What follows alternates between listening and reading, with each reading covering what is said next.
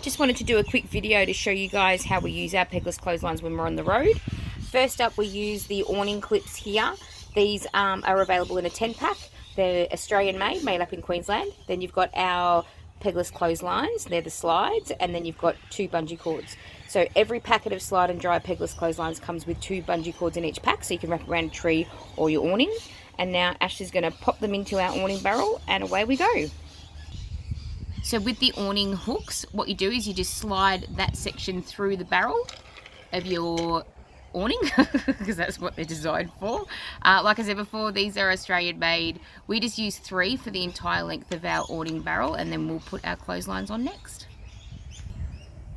So our slide and dry slides all concertina into the one section, so then you can just pull them apart and they're all ready to go, and we just need to hook them up, which Ash is going to do now on the awning hooks. So with your bungee cord, you just stick your hook into the end, like so, and then we wrap ours around our awning barrel and then back onto itself, just like that. And then we work our way across, and then we'll just hook that up on the awning hooks. Because we run over 2 packets right along our awning barrel, we just need to do that, which secures the laundry a lot better. And once that goes all the way across, we'll get the laundry out and just slide and dry.